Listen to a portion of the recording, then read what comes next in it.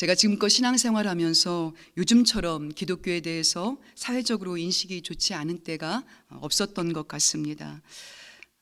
거두절미하고 교회 자체가 싫다고 눈살을 찌푸리는 사람들을 보면서 가슴이 아프고 마음이 무거워집니다. 그러면서 성경에 나온 교회의 모습을 생각해 봤습니다. 사도행전에 나오는 초대교회의 모습을 생각해 보면 그들이 처한 환경이 결코 지금 우리보다 더 상황이 나쁘면 나빴지 우호적이지 않았습니다. 교회 공동체는 비주류였습니다.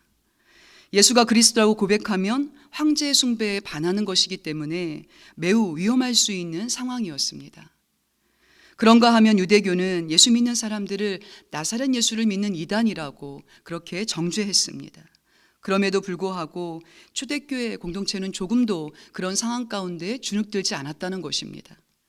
오히려 예수 믿지 않는 사람들에게 칭찬을 받았습니다. 그런 의미에서 오늘 본문은 코로나로 인해서 교회의 선교의 문이 닫힌 것 같은 이때에 어떻게 하면 교회가 주님께 칭찬받는 성도 또 칭찬받는 교회가 될 수 있을지, 다시금 교회의 영광을 회복할 수 있을지에 대해서 우리에게 빛을 던져주고 있습니다. 오늘 본문에 우리가 살펴볼 빌라델비아 교회는 작은 능력을 가진 교회로 정말 주님을 신실하게 사랑하는 교회였습니다. 그래서 주님께 책망이 없는 칭찬을 받았습니다. 7절 상반절에 보면 빌라델비아 교회에 나타나신 예수님의 모습이 요한계시록에 나오는 다른 교회들과는 다르게 다윗의 열쇠를 가진 자로 그렇게 나타나고 있습니다.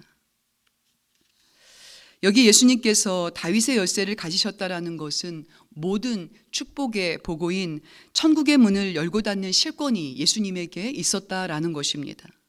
그래서 예수님이 빌라델 교회를 향해서 8절 상반절에 볼지어다 내가 내 앞에 열린 문을 두었을 때 능히 닫을 사람이 없으리라고 축복하십니다. 이것은 주님이 그들 앞에 아무도 닫을 수 없는 열린 문을 두었다라는 것입니다. 그렇다면 주님이 빌라델비아 교회 앞에 둔 그 열린 문은 무엇을 뜻하는 것일까요? 9절 상반절에 보면 사탄의 회당 곧 자칭 유대인이라 하나 그렇지 아니하고 거짓말하는 자들로 인해서 교회의 문이 닫혔다고 말합니다.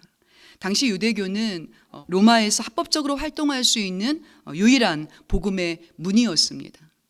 그런데 이 유대교가 하나님을 경외하는 회당이 아니라 사단에게 이용을 당하는 회당이 돼버려서 교회를 대적하고 교회를 모함하고 그리고 거짓말을 한 것입니다.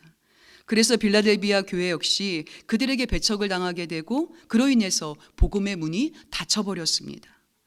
이런 처지에 있는 빌라델비아 교회 앞에 주님이 두신 그 열린 문은 빌라델비아 교회를 핍박과 그리고 시험에서 탈출시키는 문이라고 볼 수 있습니다. 현실적으로 보면 지금 빌라델비아 교회는 유대교의 핍박으로 인해서 문이 닫힌 상황입니다. 그러나 하나님께서는 빌라델비아 교회를 향해서 이렇게 또 다른 문을 열어 놓으셨다라는 것입니다. 사도행전 2장에 보면 오순절 성령 사건으로 인해서 불같은 성령의 역사를 체험한 베드로와 또 예수님의 제자들은 성령의 권능을 힘입어서 복음을 능력 있게 전하기 시작합니다. 그래서 엄청나게 많은 사람들이 구원을 얻는 역사들을 일으키게 됩니다. 그로 인해서 초대 예루살렘 교회가 로마로부터 엄청난 핍박을 받게 되고 그로 인해 많은 사람들이 죽임을 당하게 됩니다. 그래서 들불처럼 퍼져나가던 복음의 문이 한순간에 닫혀버립니다. 그러나 하나님께서 일제히 그 순간 교회를 다 흩어놓으십니다. 그리고 성령 충만한 베드로와 제자들을 통해서 온 세상 열방을 향한 복음의 문을 여시고 예루살렘뿐만 아니라 사마리아 에도 문을 여시고 또 이방의 문도 활짝 열어 놓으셨습니다. 이와 같이 누군가가 복음을 반대하고 교회를 거절한다고 해서 그것이 끝난 것이 아니란 사실입니다.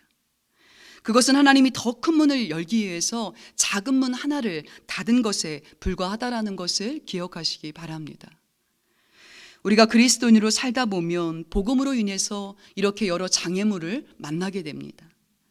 지금 코로나19로 인해서 교회도 여러 어려움을 겪고 있는 상황입니다. 가정에서도 믿지 않는 가족들로부터 낙심할 때도 있습니다. 그러나 우리가 알아야 할 것은 이 모든 상황이 주님이 주관하시고 계시다라는 사실입니다. 그래서 우리 인생에 어떤 문이 닫혔다고 해서 낙심하지 마시고 절망 가운데 있는 우리에게 또 다른 문을 열어주시는 주님을 소망하시기를 주님의 이름으로 축복합니다. 또 하나 빌라델비아 교회를 향해서 주님이 열린 문을 두었다라는 것은 하나님께서 빌라델비아 교회의 신앙을 인정하시고 축복하신다는 말씀입니다. 먼저 9절 하반절에 보면 그들로 와서 내 발 앞에 절하게 하고 내가 너를 사랑하는 줄을 깨달을 날이 올 것이라 말씀하십니다. 이것이 무슨 말이냐면 그들을 그렇게 핍박했던 유대인들이 빌라델비아 교회 앞에 와서 절을 한다는 것입니다. 이것은 그들이 회심을 한다라는 말씀입니다. 마치 초대교회를 핍박하던 사울이 회심을 하고 나중에 교회에 편이 돼서 교회를 격려하고 또 그뿐만 아니라 복음을 위해서 목숨을 걸고 더 나아가서 그로 인해서 이방 선교의 문이 활짝 열린 것처럼 그들 앞에 선교의 문을 열어 주신다라는 말씀입니다. 그뿐만 아니라 10절 하반절에 보면 이제 모든 세상의 환난이 임해서 시험 받을 때가 오는데 그때 그들을 그 시험으로부터 보호하신다고 말씀합니다. 그러므로 그들 앞에 열려있는 문은 그들을 보호하는 피난처의 문이 되는 것입니다. 그리고 빌라델비아 교회를 향한 이 열린 문은 그들이 장차 천국의 주인공이 될 것이라고 말하는 것입니다. 12절 말씀입니다. 이기는 자는 내 하나님의 성전의 기둥이 되게 하리니. 그러니까 주님은 빌라델비아 교회의 신앙을 인정하셔서 그들에게 선교의 문도 열어주시고 환난에서 벗어나는 피난처의 문도 열어주시고 구원의 문도 열어주시고 장차 천국의 문도 그들 앞에 활짝 열어두었다라는 것입니다. 그렇다면 빌라델비아 교회가 이렇게 작은 능력을 가지고서도 세상의 환난과 핍박 속에서 주님께 이와 같은 엄청난 축복을 받은 것은 무엇 때문이었을까요? 그것에 대해서 몇 가지로 살펴보고 가정과 교회를 위해서 뜨겁게 기도하는 시간이 되었으면 합니다. 첫째, 빌라델비아 교회 안에 작은 자가 누리는 은혜가 있었습니다. 8절 하반절에 보면 주님이 빌라델비아 교회를 향해서 이렇게 말씀하고 계십니다. 내가 내 행위를 아노니 내가 작은 능력을 가지고서도 내 말을 지키며 내 이름을 배반하지 아니하였도다. 여기 빌라델비아 교회가 작은 능력을 가진 자라고 말합니다. 이것은 빌라델비아 교회가 당시 소아시아 7교회 중에 에베소 교회처럼 전통이 있는 교회도 아니고 또 사대교회처럼 유명한 교회도 아니고 또 본문 뒤에 나오는 라우디아 교회처럼 부유한 교회도 아니라는 것입니다. 교회적으로 보면 교회 안에 사회적으로 지위가 높거나 또 성공한 사람도 별로 없고 또 교회의 교세도 그렇게 크지 않다는 것입니다. 성도 개개인의 면면을 보면 지식이나 학벌이 뛰어난 것도 아니고 재산이 많은 것도 아니고 특별한 영적인 능력이 있는 것도 아니라는 것입니다. 그런데 여기 이렇게 작은 능력을 가진 교회가 주님의 말씀을 지켰다라는 이 말씀의 의미를 교회 이름에서 찾아보면 빌라델비아라는 이 뜻은 헬라어로 형제 우애라는 이름을 가지고 있습니다. 그것을 생각할 때 빌라델비아 교회는 그렇게 핍박 가운데에도 서로 사랑했다라는 것입니다. 마치 초대 예루살렘 교회가 핍박 가운데에서도 네것 내것 없이 서로 유무상통하며 사랑했던 것처럼 이들이 서로 나누고 마치 자기 자신을 돌보는 것처럼 서로를 돌보지 않았을까 그렇게 생각해 볼 수 있습니다. 그리고 그들에게 이렇게 형제의 우애가 있었다라는 것은 그들 안에 다름 아닌 하나님의 사랑이 충만했다라는 것입니다. 그러므로 우리가 잊지 말아야 할 것은 신앙은 능력의 문제가 아니라 사랑의 문제라는 것입니다. 그래서 요한계시록을 기록한 요한은 요한일서 4장 8절에서 이렇게 말씀합니다. 사랑하지 아니하는 자는 하나님을 알지 못하나니 이는 하나님은 사랑이심이라. 모름지기 우리가 하나님을 알고 구원을 받았다면, 그래서 내 안에 하나님의 사랑이 있다면, 하나님의 생명이 내 안에 계시다면 가정에서 또 섬기는 공동체에서 또 몸된 교회에서 힘써 주님의 사랑을 실천하시기를 권면드립니다. 한 교회의 청소년 섬김부서에서 10년째 봉사하고 계시는 한 남자 집사님의 이야기입니다.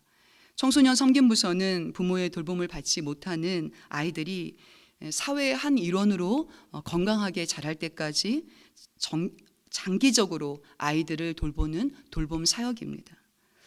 그 집사님은 10년 전에 태어나자마자 엄마 아빠가 모두 집을 나가서 할머니 손에 자라고 있는 조손 가정의 한 아이와 결연을 맺게 되었습니다.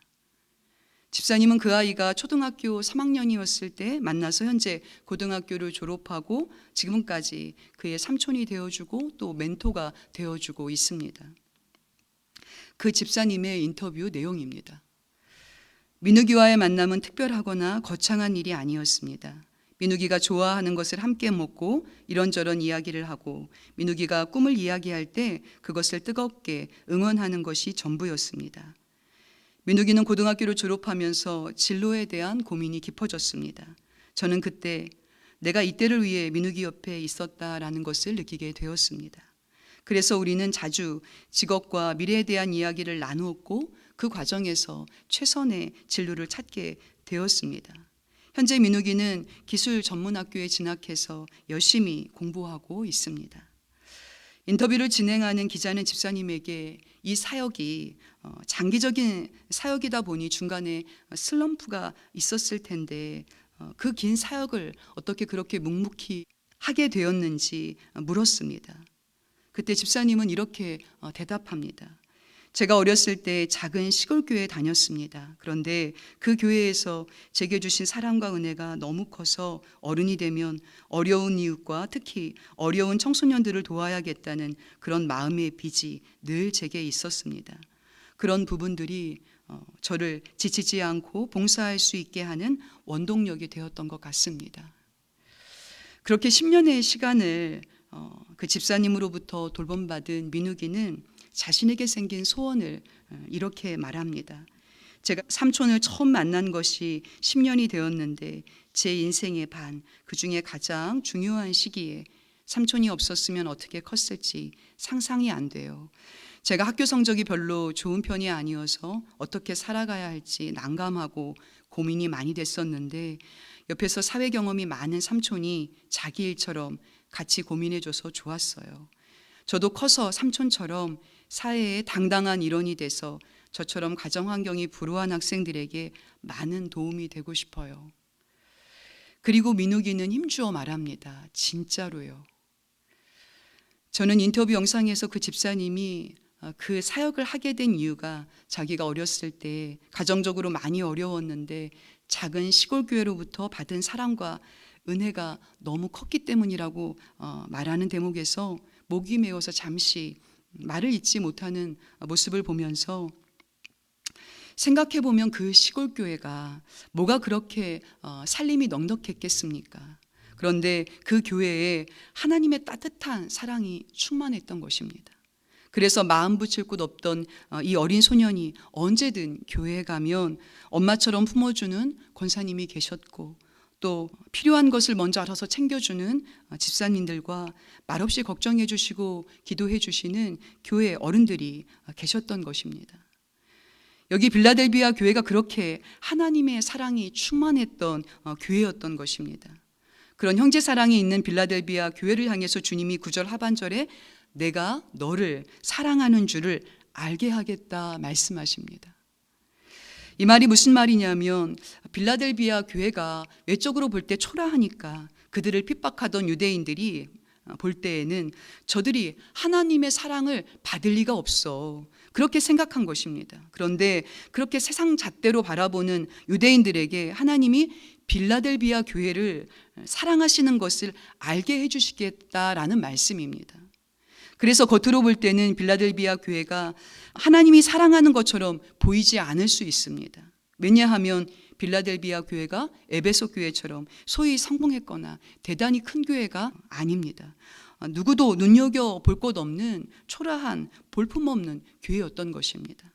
그런데 내적으로는 하나님이 그들을 사랑하고 있었고 또 그들도 그런 하나님을 사랑하며 공동체 안에서 하나님의 사랑으로 서로를 깊이 사랑하고 있었던 것입니다. 이렇게 그들이 부족한데도 불구하고 하나님을 사랑하고 형제를 사랑하라는 그 하나님의 말씀을 신실하게 지키고 있었던 것입니다. 이 빌라델비아 교회가 오늘로 말하면 성도 수도 많지 않고 규모가 작은, 재정이 빈약한 교회일 수도 있습니다. 개인적으로 적용한다면 주님을 섬겨온 지 몇 해가 되었는데도 가정살림이 나아지지 않고 자녀들도 뭐 이렇다 할 직장에 들어가지 못하고 몇 년째 취업 준비 중일 수도 있고, 또 남편은 직장에서 승진이 여러 차례 밀려난 상황일 수도 있고, 또 하던 사업이 잘 되지 않아서 대출조차 어려울 수도 있습니다. 또 건강이 좋지 않아서 힘든 일도 하기 어려운 상황일 수도 있는 것입니다. 이렇게 작은 능력을 가졌는데도, 그래서 외적으로 볼 때는 누가 봐도 초라하고 볼품없는 교회인데, 도저히 세상 기준으로 볼 때는 서로를 곱게 사랑으로 봐줄 만한 그런 것이 전혀 없어 보이는 가정인데, 내적으로 깊이 들어가 보니까 그 안에 하나님을 사랑하고 형제를 사랑하고 가족을 사랑하는 하나님의 능력이 있었더라 하는 것입니다. 반면에 외적으로 볼 때는 에베소 교회는 전통이 찬란한 교회입니다. 그런데 첫사랑이 식어가고 있었고, 사대교회는 유명하다라는 유명세는 있었는데 죽어가고 있었고, 또 뒤에 나오는 라오디아 교회는 부자다 그러는데 영적으로 그들은 빈약한 교회였습니다. 하지만 누가 봐도 외적으로 볼품없는 빌라델비아 교회는 오히려 내적으로는 하나님의 사랑과 은혜가 풍성한 교회였다라는 것입니다. 이렇게 작은 자들이 묵묵히 서로를 사랑하는 데서 흘러나오는 향기가 바로 진실이라는 향기입니다. 이 빌라델비아 교회에 나타나신 예수님이 거룩하고 진실한 분으로 나타나고 있습니다. 그래서 예수님이 이들을 높이 평가하는 것이 무엇이냐면 바로 이 진실된 사랑에 있다라는 것입니다. 이 작은 능력을 가진 사람들이 주님에게도 진실했고 교회에게도 진실했습니다. 이와 같이 우리도 가정과 교회에서 누가 알아주지 않고 또 박수 쳐주지 않아도 한결같은 사랑으로 진실하게 섬길 때 진실하신 하나님이 우리를 눈여겨봐 주시고 또 우리를 높여주시는 줄로 믿으시기 바랍니다. 둘째로 빌라델비아 교회는 작은 자만이 가진 남다른 인내가 있었습니다.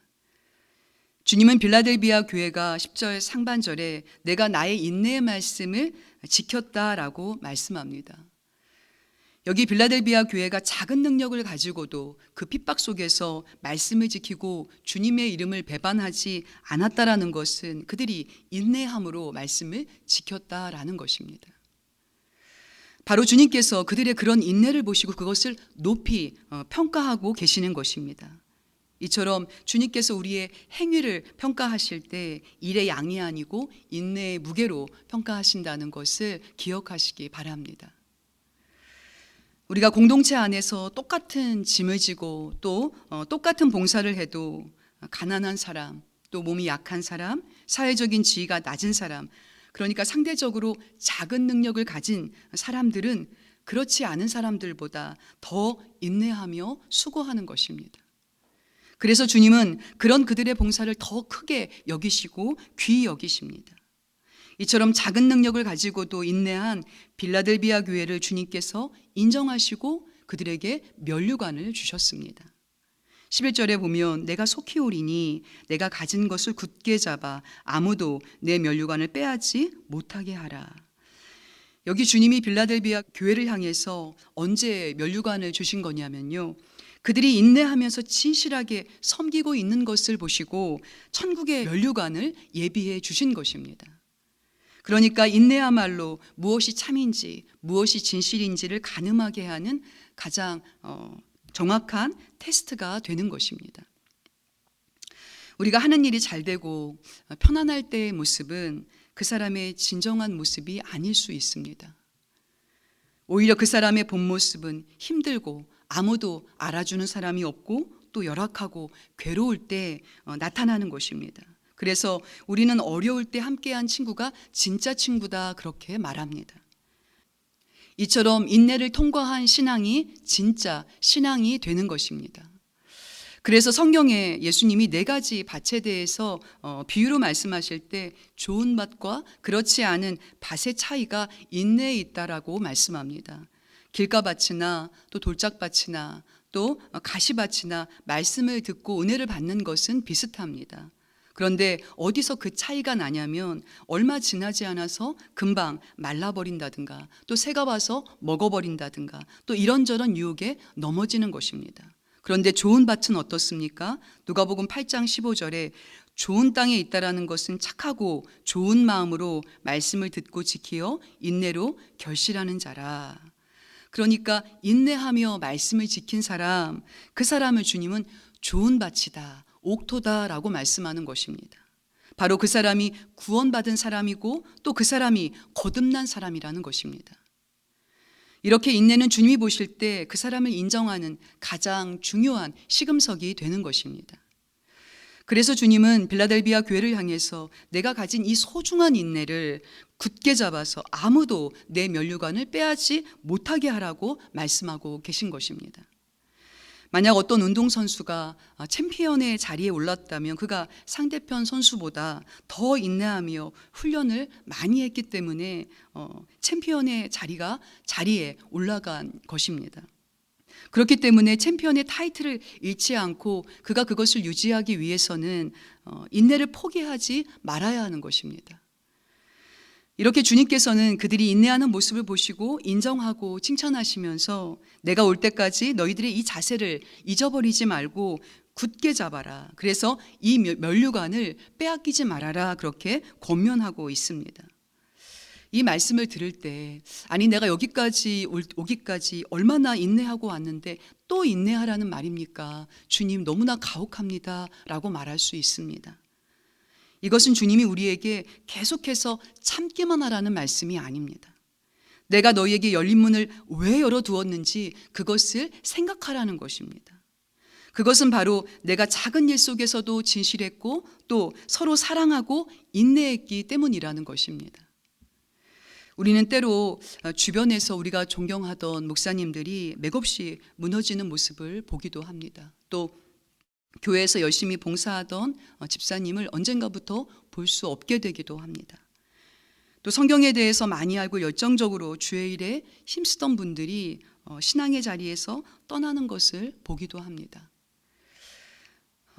그러니 최후의 면류관을 받는 자는 절대 아주 특별히 강한 자가 아니라는 것입니다. 그럼 어떤 사람이 강한 사람이 되겠습니까?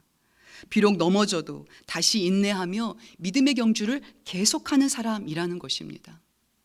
그러니 지금 이 시간 코로나로 인해서든 인생의 여러 어려움과 장애물을 만나서든 넘어진 자리에 계시다면 다시 인내하며 믿음의 경주를 계속하시는 여러분 되시기를 주님의 이름으로 축원합니다. 마지막으로 주님은 작은 능력을 가진 빌라델비아 교회를 성전의 기둥이 되게 하셨습니다. 12절 말씀입니다. 이기는 자는 성전의 기둥이 되게 하리니 그가 결코 다시 나가지 아니하리라. 내가 하나님의 이름과 하나님의 성 곧 하늘에서 내 하나님께로부터 내려오는 새 예루살렘의 이름과 나의 새 이름을 그의 위에 기록하리라. 여기 하나님의 성전의 기둥이 될 거라는 그 약속의 말씀은 부유한 라우디아 교회나 또 유명세가 있던 사대 교회나 또 전통적인 에베소 교를 위해서 주어진 것이 아닙니다. 하나님 나라의 기둥감들은 오히려 빌라델비아 교회처럼 작은 능력을 가지고도 핍박과 환난 가운데에 하나님의 말씀을 신실하게 지켰던 교회에서 나온다라는 것입니다. 그럼 하나님께서 당신의 교회를 누가 떠받치게 하셨겠습니까? 유명한 사람이겠습니까? 아니면 부유한 사람이겠습니까? 아닙니다. 바로 어떤 형편이든지 진실함으로 사랑하고 또 순종하며 묵묵히 인내하는 사람이라는 것입니다. 하나님은 그들 위해 교회를 세우신다라는 것을 믿으시기 바랍니다. 그렇다면 오늘 본문을 통해서 성령께서 우리에게 하시려는 말씀이 무엇이겠습니까? 13절 말씀입니다. 귀 있는 자는 성령이 교회들에게 하시는 말씀을 들을지어다. 나에게 있는 작은 능력을 초라하다고 여기고 낙심하지 말고 오늘 내가 있는 그곳에서 빌라델비아 교인들처럼 진실하신 주님 앞에 신실한 사랑으로 섬기시는 모습을 보이라는 것입니다.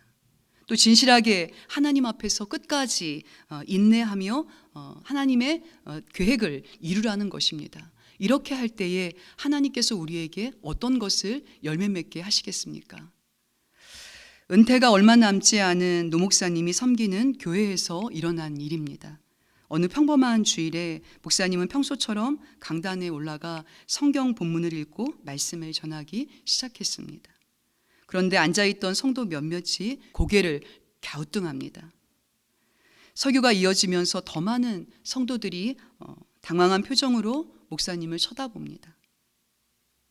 성도들의 분위기가 여느 때와 다른 것을 분명 목사님은 알아차렸을 텐데 아무런 내색도 하지 않고 설교를 마치고 무용실로 갔습니다. 성도들이 당황했던 이유는 목사님의 설교가 지난주 설교와 글자 하나 다르지 않고 똑같았기 때문입니다. 또 한 주가 지났습니다. 목사님이 강단에 올라가서 성경 본문을 읽습니다. 이번에도 지난주와 똑같습니다. 설교가 시작되었습니다. 서론부터 결론까지 지난 2주 동안에 들었던 바로 그 설교입니다. 성도들은 너무나 놀랐습니다. 목사님과 오랜 시간 함께했던 나이 든 권사님들 중에서는 눈시울을 적시는 분들도 계셨습니다. 우리 목사님에게 치매가 왔구나. 이제 더 이상 사역을 하실 수 없겠구나라고 생각했기 때문입니다. 목사님은 청중의 술렁이는 반응에도 전혀 흔들림 없이 설교를 마쳤고 축도로 예배가 끝났습니다. 그런데 그날 목사님은 평소처럼 목양실로 향하지 않고 계속 강단에 서 계셨습니다. 그리고 목사님은 꺼진 마이크를 다시 켜고 이렇게 말했습니다. 성도 여러분, 저는 오늘까지 3번이나 똑같은 주일 설교를 했습니다. 같은 설교를 3번이나 반복한 것은 제가 한 설교가 우리 성도들의 삶에 아무 영향도 미치지 못하는 것 같기 때문입니다. 사역을 마무리해야 하는 요즘 제가 평생 했던 설교가 우리 성도들의 삶에 어떤 의미가 있었을까? 그런 질문이 마음에서 떠나지 않습니다. 여러분, 마지막으로 권면합니다. 주님의 말씀을 듣기만 하지 마시고 그 말씀에 순종하십시오. 오늘 주신 말씀에 합당한 열매를 맺으십시오. 그날 설교 제목은 서로 사랑하라였습니다. 우리는 지금 코로나로 인해서 어느 때보다 가족들과 가정에서 지내는 시간들이 길어지고 있습니다. 그러다 보니 어쩔 수 없이 가족들 간에 상처를 주고받게 됩니다. 누군가를 사랑하는 일은 자기를 내줘야 하는 것이기 때문에 쉽게 에너지가 소진되는 일입니다. 그래서 누구나 다 사랑 때문에 아프고 힘들고 또 상처받는 것입니다.